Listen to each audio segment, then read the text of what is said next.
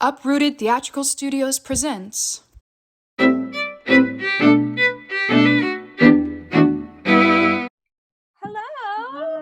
Hi. Hi. How are you? Good. How are you? Good. How do you know each other? We went to school together. Yeah, we're best friends. From where? Which school? Belmont University. Belmont. Okay. Where are you located right now? I'm in New York. Yeah. Oh, Just yeah.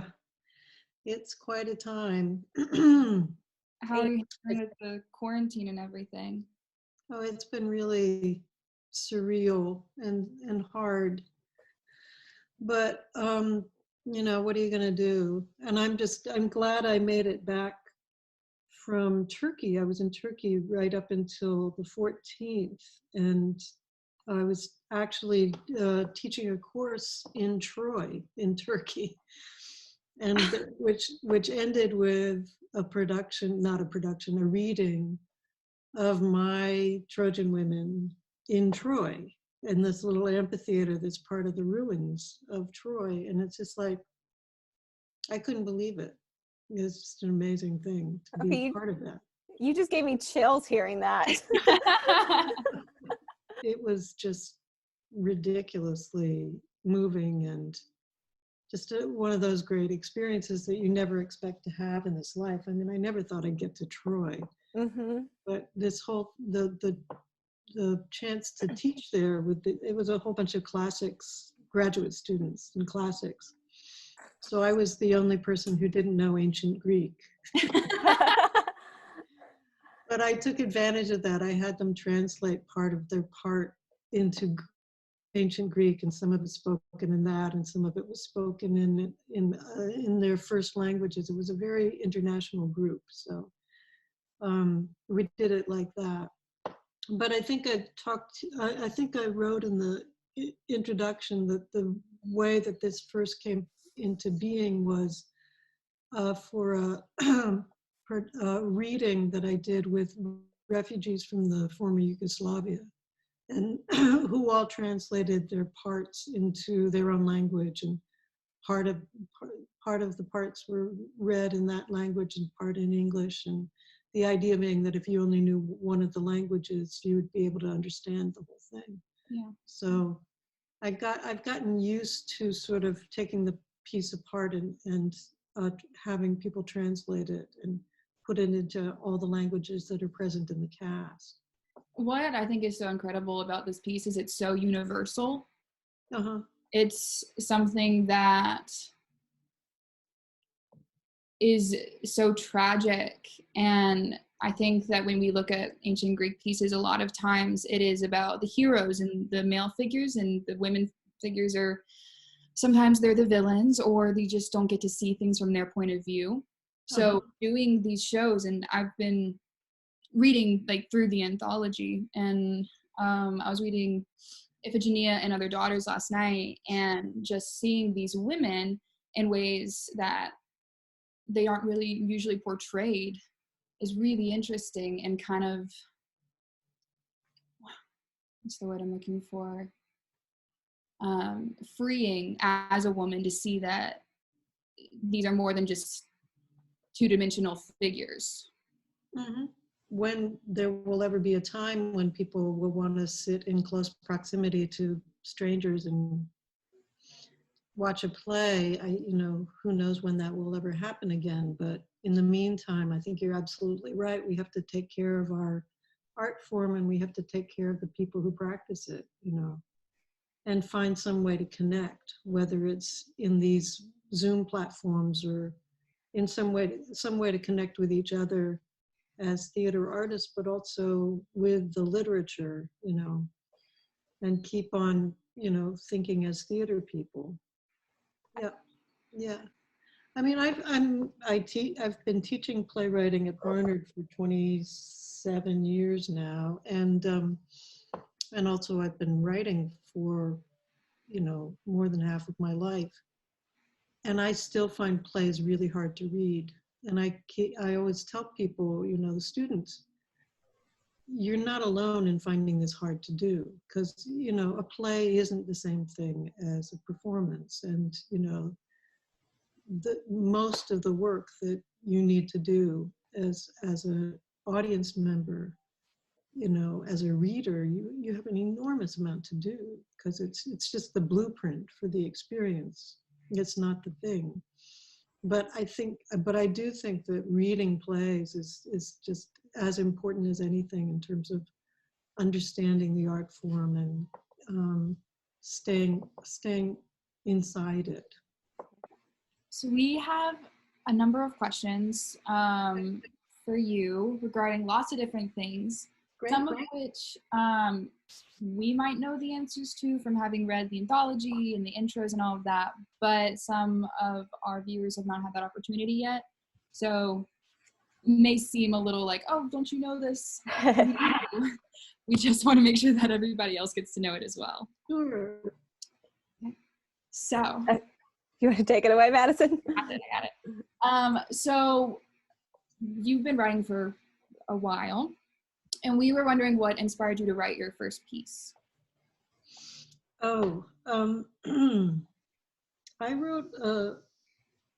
I started writing when I was a kid. And I started writing plays fairly soon, but not before writing a whole lot of really bad poetry. And then there were a lot of really bad short stories that I wrote. And then, but I was one of those lucky kids that when my parents got dressed up and went out, you know, to eat or went out for a fancy time, they went to the theater. They loved the theater. And they started taking me to the theater very early on. And I lived in Washington, D.C., and we had this great regional theater, one of the first great regional theaters, the Arena Stage. Sorry, I love the place. Yes, right? I love the Arena. Yeah. So I was lucky enough to get to see shows at the Arena when I was a kid. And I saw a lot of things probably too young. I saw King Lear when I was really young. I think I was like 8 or 9. And The Blinding of Gloucester is still one of the worst things that has ever happened to me. I mean, it's like absolutely harrowing. But I also saw things that I will never forget. I mean, I can still play them in my head. So a great production of Death of a Salesman, a great production of great production of Waiting for Godot that I actually worked on when I was in high school. I was an apprentice, like prop builder and scenic artist when I was in high school. And I didn't know Waiting for Godot. And I was invited to the invited dress because I had painted the rock. You know, there's only the rock. The rock. I painted it. And so I was invited to the invited dress, and I saw this beautiful production of Waiting for Godot. It's a play that I love dearly, and I've probably seen 12 productions of it in my life, but I still think that was the best one. It may be because it was the first one, but I couldn't believe that play. And I walked out of that theater into the night, and I just thought, well, whatever just happened in there is something I want to give my life to. You know, that's what I want to do. If I could have anything to do with what just happened. And I saw it many, many times. I'd go back and I'd stand in the back and everything. It's like, that's my rock. But also, it was such a great play. And I felt that way about a lot of the work I saw. And I tried to get work as an actor when I was in high school. And it wasn't until senior year in high school that I started getting cast. And then when I got to college, I started getting cast as an actor, which was really exciting and wonderful. But then I started writing plays when I was in college.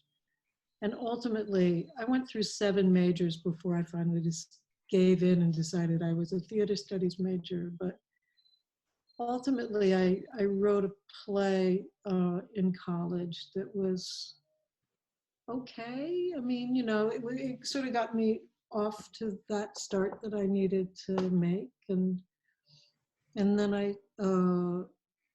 think the first play that I was really proud of, I wrote when I was like 26. So, and that got produced off Broadway, actually, at the New York Theater Workshop. And that was a big deal. It wasn't a very good production, but it was still a big deal. And then I was sort of off. I had spent a lot of time trying to make a living as an actor, and I couldn't really make a living as an actor.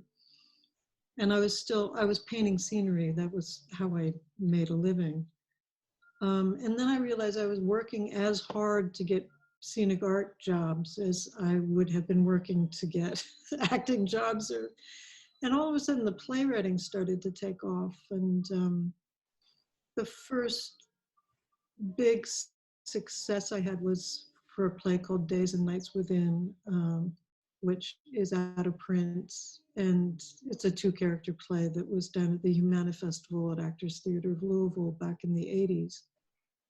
And from then on, I started really having some sort of uneven success. I've always had uneven success, but since then I've basically been a playwright and an actor for a living, and I also teach.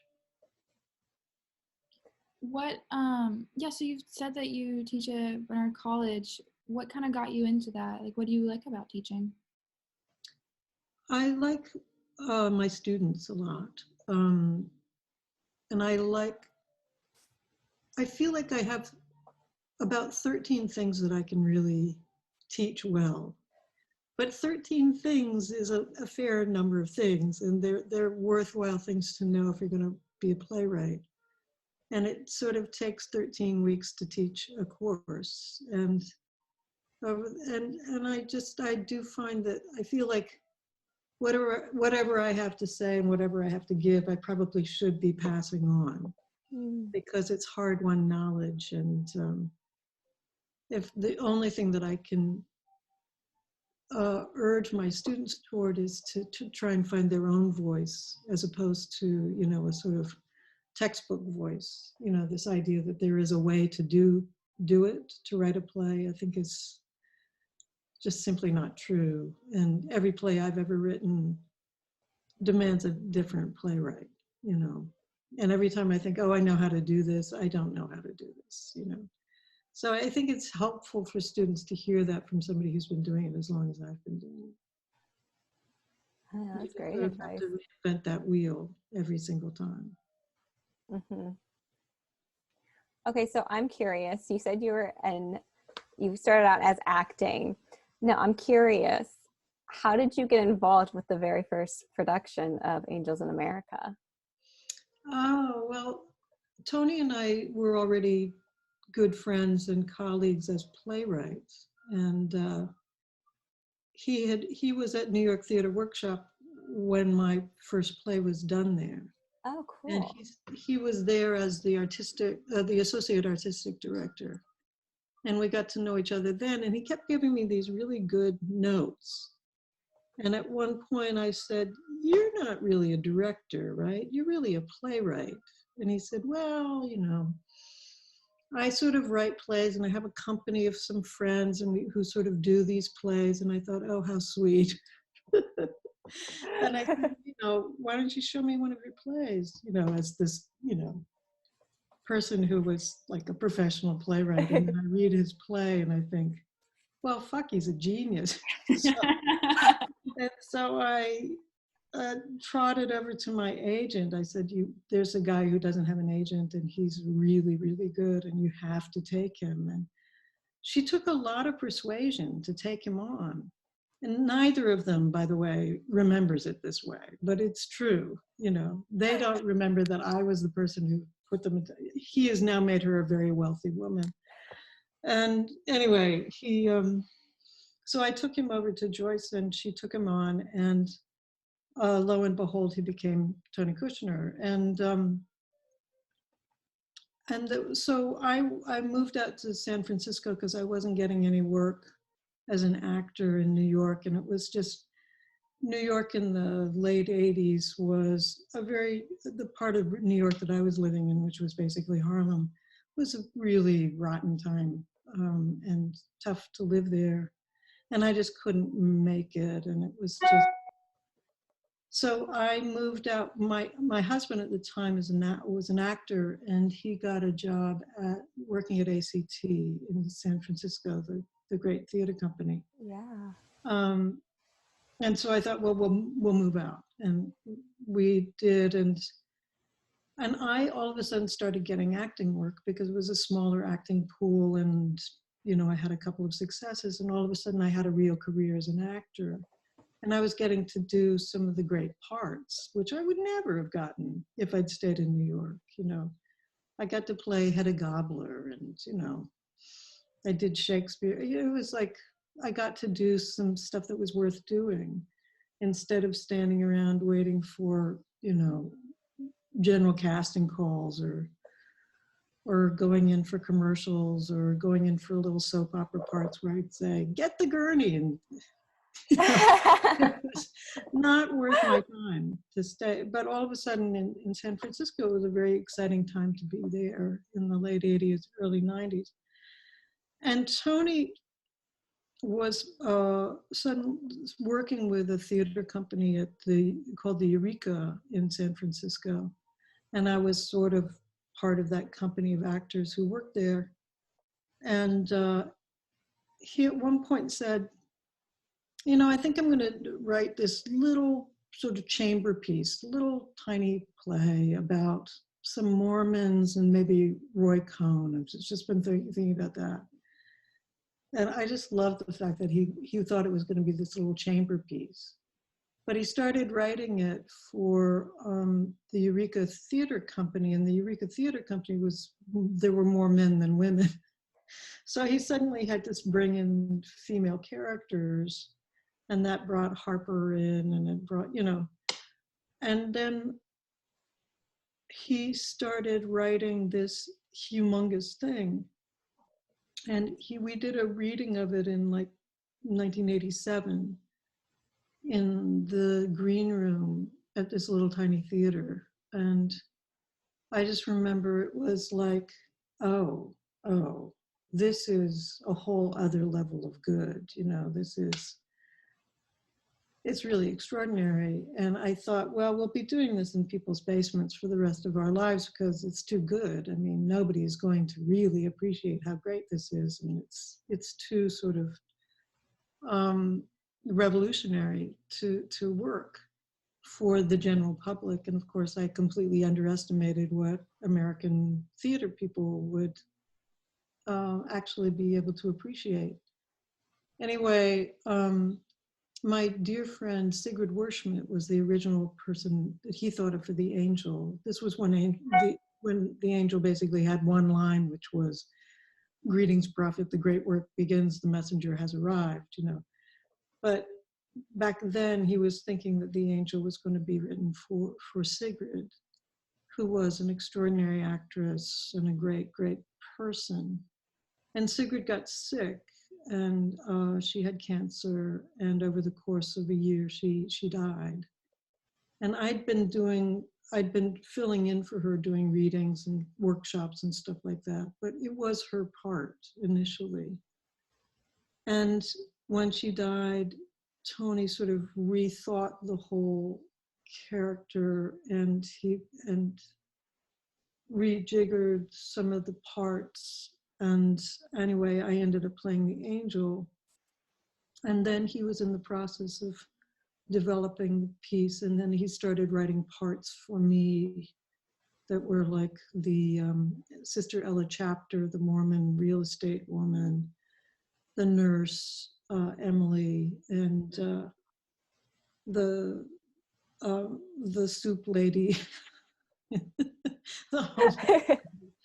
people like that. And I'd always go, well, why would you think that would be the part for me? Why did you know that was a part that I would play? And he was just like, well, because I knew that's what you were like.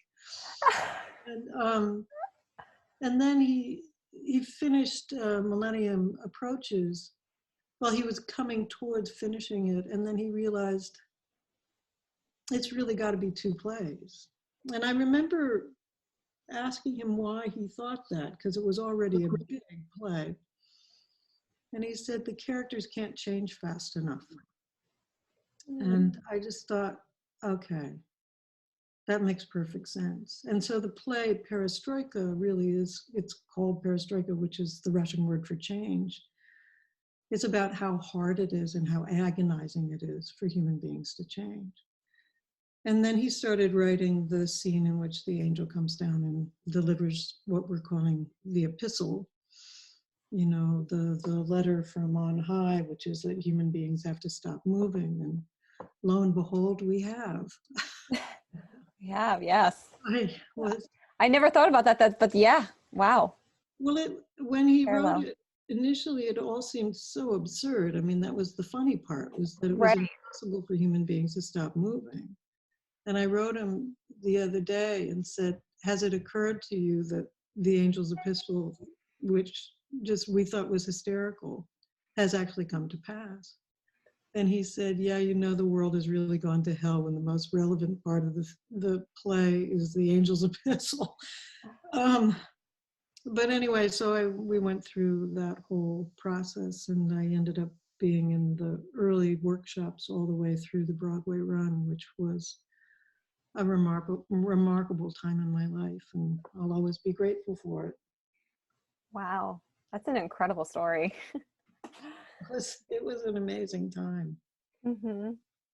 And it was a hard time. I mean, let's face it, it was the last American plague, and we're getting to know just what plagues, how terrifying they are, and the sense of being out of control of one's fate, and that it's just a really scary business.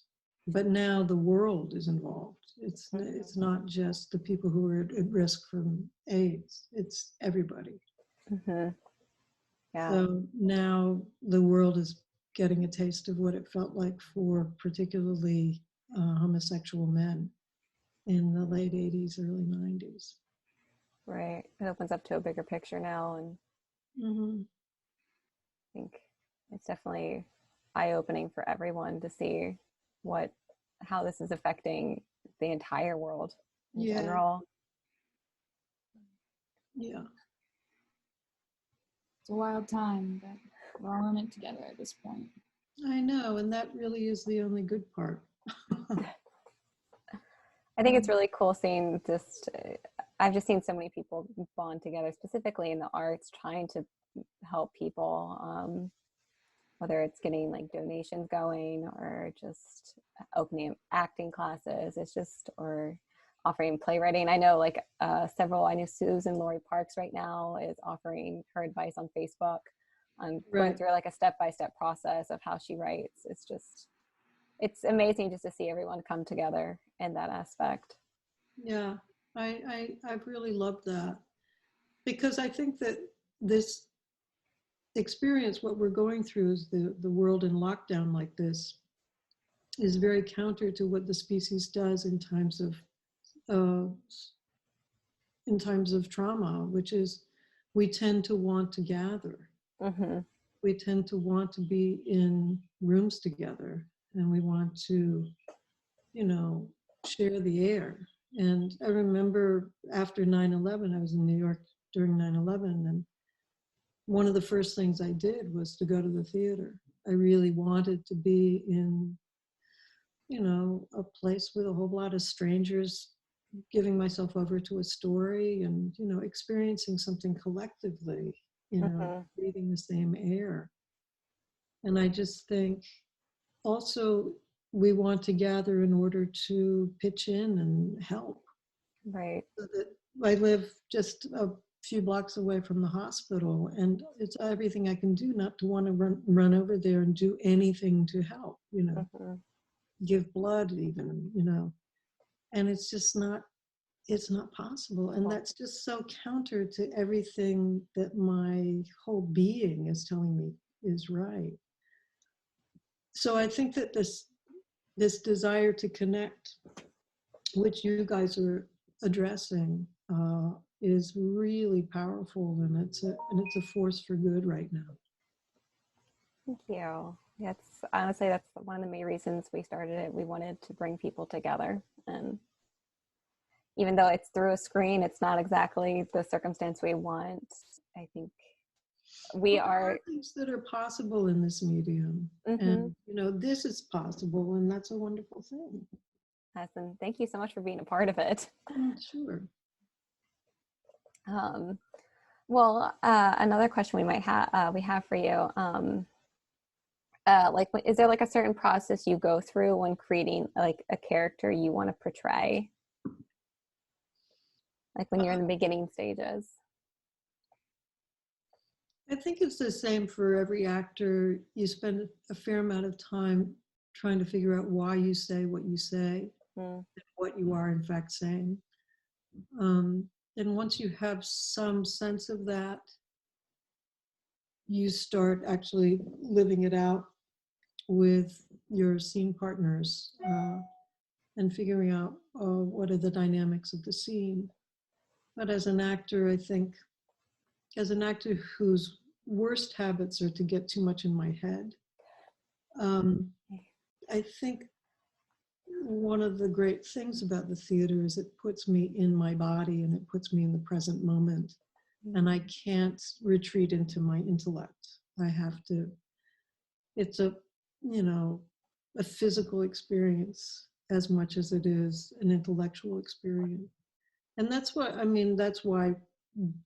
the Zoom theater is treacherous, because it's really hard to stay connected to the body when you're not in the room with the person you're with, and also you're having to always direct it towards a screen. It's a little bit more like film acting.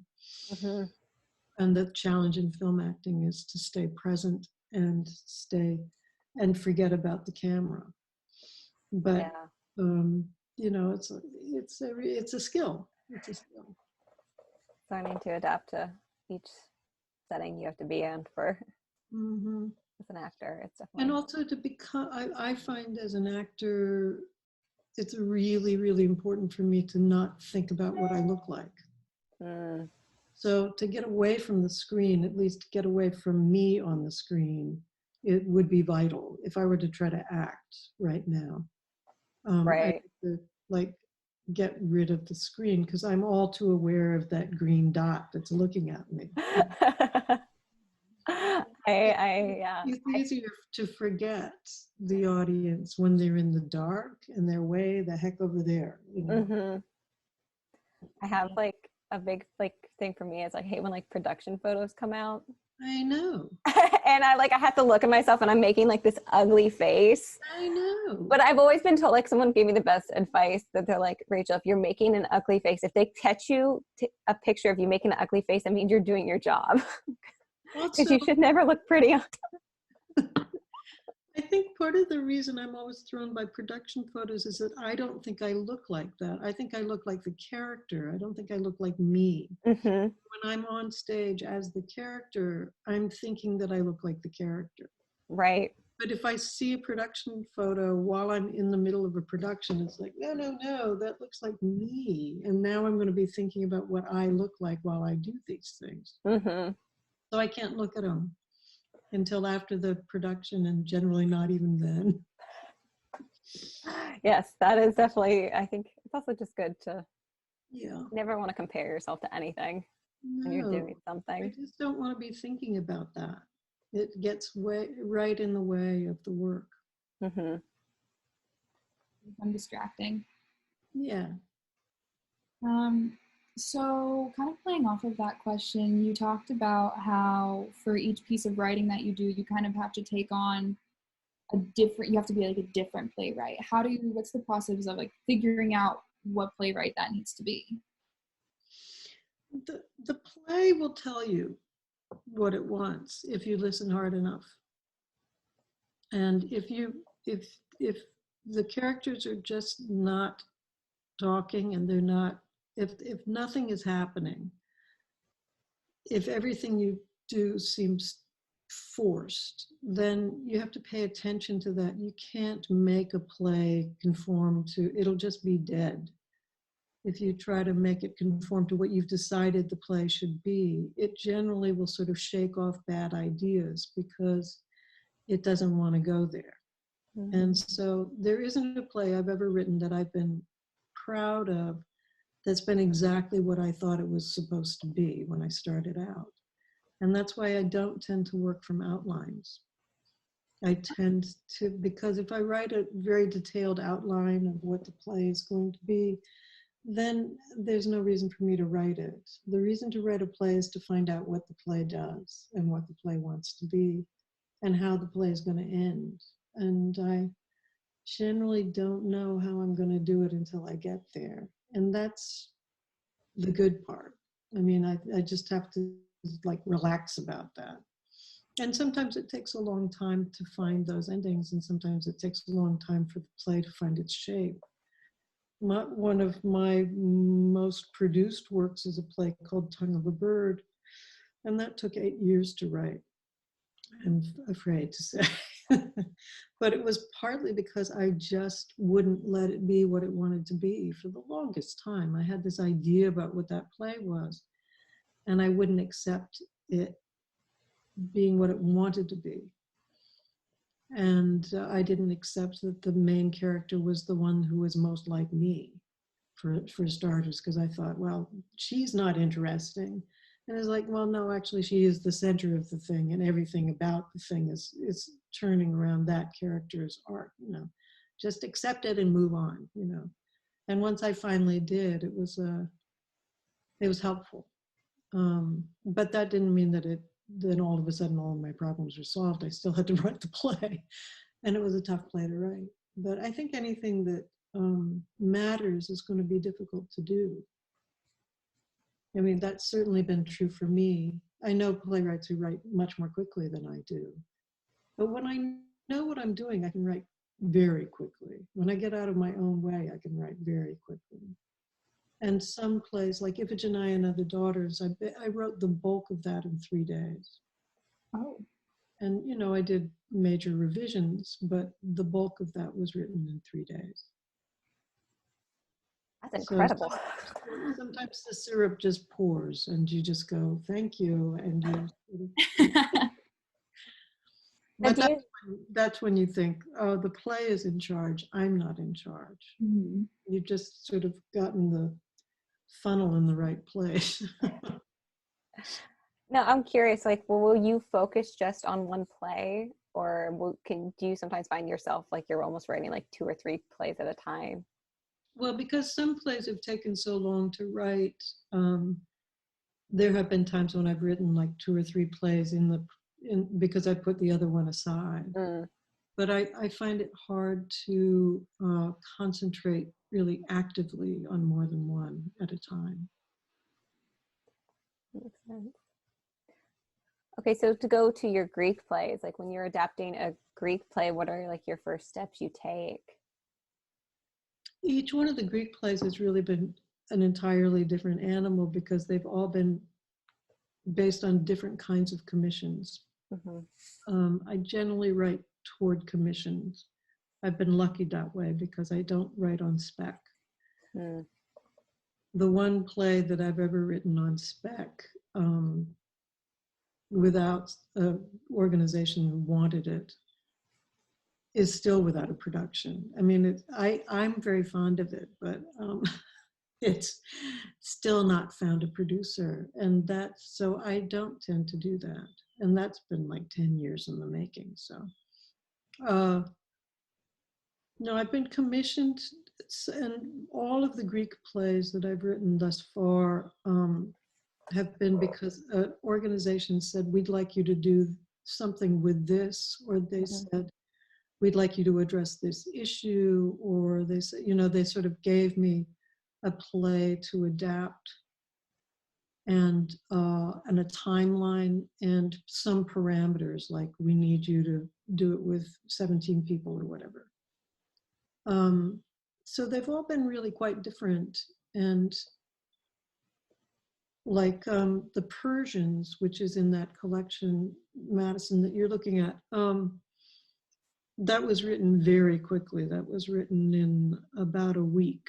And because when America went to war in 2003, in the Gulf War that we're still in, the Tony Randall, who was the artistic director of the National Actors Theater in New York, canceled his spring season. He treated it as a national emergency, that we had gone to war, and he decided that the only play that he wanted to produce at his theater was Aeschylus's The Persians, and he wanted to do it like right now. And he hired the director, Ethan McSweeney. Ethan sort of hired these amazing designers to just start working. And then Ethan started looking at all of the translations of the Persians that are out there. And it is the oldest play we have, and you can tell that from, it really feels pretty dusty. I mean, it is a magnificent play, but it is really hard. And it feels really antique and not always in good ways. And so he started panicking. He was like, I don't know what to do. And at that point, I'd already adapted a lot of Greek plays, and he called me up and he said, basically, how fast can you write? And I said, pretty fast, depending on what it is. And he said, do you know the Persians? And I said, no, and I don't. I've never read it. And he came over and he gave me 2 translations of it.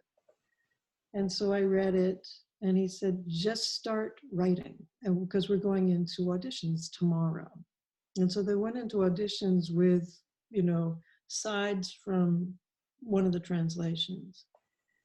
And I read the play, and I had to hew fairly closely to the Aeschylus, the structure of the Aeschylus, because I didn't have time to come up with some new idea. But also the structure of the Aeschylus is perfect. I mean, the structures of these plays, the Greek plays, they're very trustworthy. You don't want to mess around with them too much, because they're kind of dramaturgically extraordinary. People come in when they should, they die when they should. The thing works if you don't mess with it too much. But I started working. I read the translations that I could find very carefully and took some notes, but I never quoted in my notes, because I really hate the idea that I would ever lift a scholar's work and sign my name to it. So I put all those translations away, and I just started writing. And Ethan was doing the auditions uptown, and he'd come down to the village every day after the auditions, and he'd say, pages, pages, and I'd hand him whatever I had. And we'd look at it, and I had a puppy at the time, and he'd roll around on the carpet with the puppy for a little while, and then he'd go away and he'd put whatever I'd written into the new sides, and he'd started over the course of the week of auditions.